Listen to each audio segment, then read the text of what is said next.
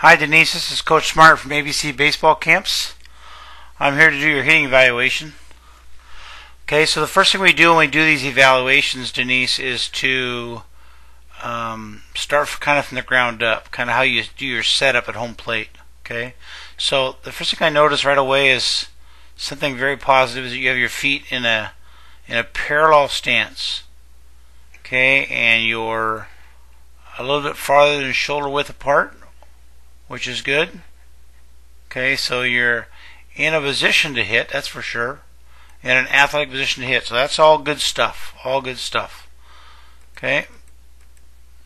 As far as your hands go, as far as the height of your hands, those are in really good position there. You give yourself a chance to be successful in starting a gradual swing that goes downhill to the contact area to level, and then we hit. One thing I do notice though, Denise, is your grip on your bat. It's a little hard to see, but it appears that you have your big knuckles lined up with your little knuckles on your hands. And Denise, we always want to get the bat into the fingertips of our grip. We don't want to hold the bat in the way you have it. So I want you to, when you go out to take some more hitting stuff, I want you to put your hands, the bat in your hands, so your little knuckles are lined up in the bat, instead of the way it is right now, where your top hand is your little knuckles, your bottom hand is your big knuckles. Okay, that rotation of that bottom hand is going to put you in an awkward position from a hitting standpoint. You're not going to be as whippy as we want you to be. When you have the bat in your fingertips, you can kind of whip that bat.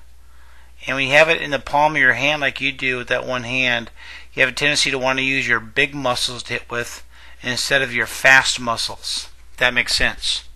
Okay? We generate power, Denise, by using our lower half. Okay? We generate speed with our hands. And if we don't have the right grip in the bat, we're not going to be as fast with our hands. Okay? That makes sense? Hope so. Okay, let's go forward and kind of click through a couple swings here and watch you see what you do.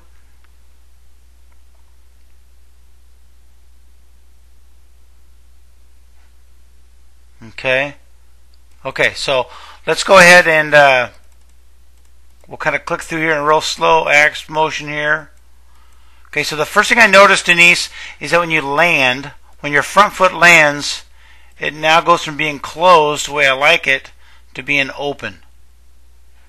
And when you open up that front foot, it's going to open up that front hip, and it's going to open up your front shoulder a little bit earlier than we want it to. Okay, so when you take your stride like you did there, I want that foot to land closed like your back foot is right now. Okay, we don't want to open up that foot.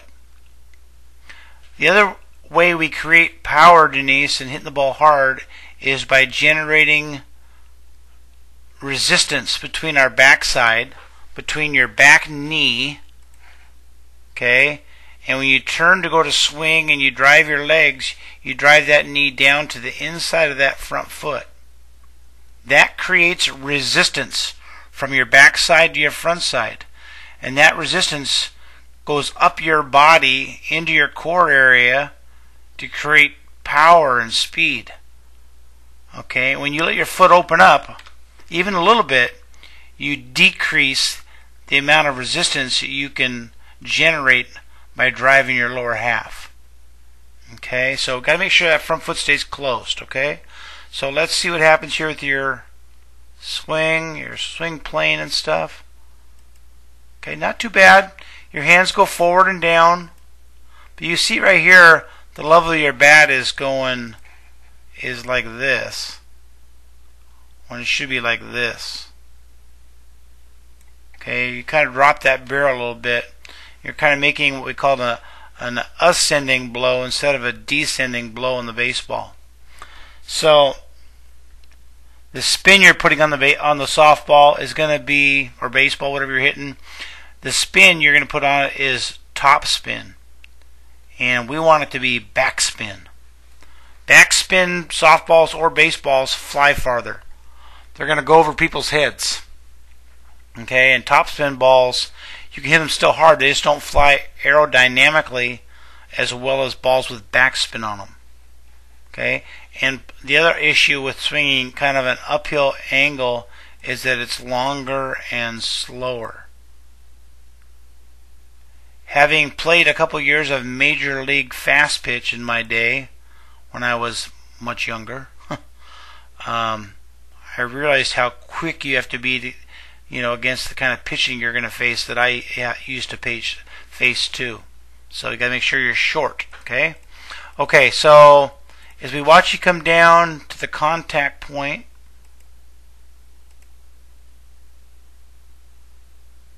okay. So let's talk about, Denise. Let's talk about where I'd like to have you be at contact.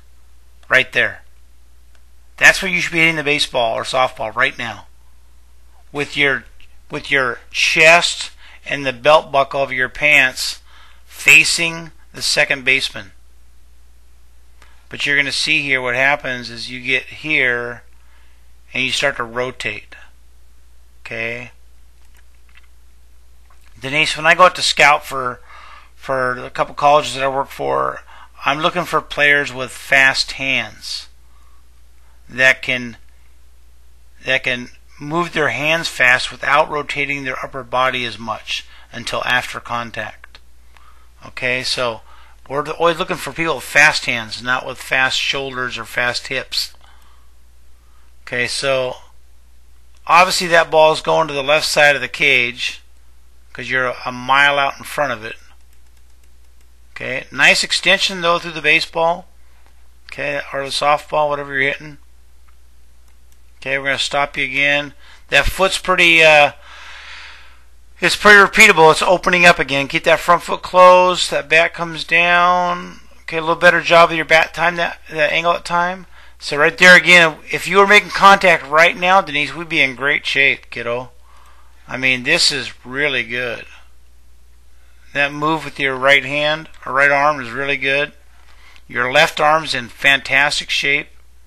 Okay, doing a pretty good job with your backside here. Trying to generate some energy there. So that's good. You don't over rotate your back foot.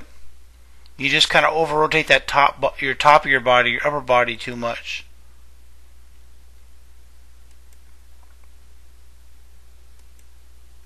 Okay, you get really good extension though, but in order to get the most out of that extension, sweetheart, you're gonna have to make sure you let the ball travel. Got to trust those hands, okay? Got to trust those hands. Let's watch one more swing. There's that barrel going down. Okay. What you want, Denise, is you want your hands to go forward and down. Okay, and your hands, watch your hands. They're going down more than they're going forward. And when you do that right there, there's 2 clicks there where your hands hardly move forward at all. They're just going down. Okay, that's lengthening, for better lack of term, lengthening the length of your swing. Okay, and having played some fast pitch, man, you can't be long. You got to be short. Okay, and again, you're hitting it way out in front again. Okay, so you gotta let the ball travel. That letting the ball travel thing, I can't help you with that. That's a discipline you have to have as a hitter. You have to trust yourself so much you're going to get to the baseball or softball that you aren't caught out in front. Being out in front is like being in jail for a hitter. Okay, Denise, I'm going to send this eval to you. Along with the eval is going to be 3 drills I want you to do. There are going to be little links for a YouTube clip that I ran with my son. He did the drill work. He's an ex-Division I player. One's called a dead legs drill to help with your rotation of your upper body. 2 is a split drill to keep that front foot in there and your front hip in there. And the third one's a dual T drill, which should help you a little bit with your angle of your back going down to the contact area. Okay? Okay, kiddo. Good luck. Thanks for coming to camp. And we'll see you at the next ABC baseball camp.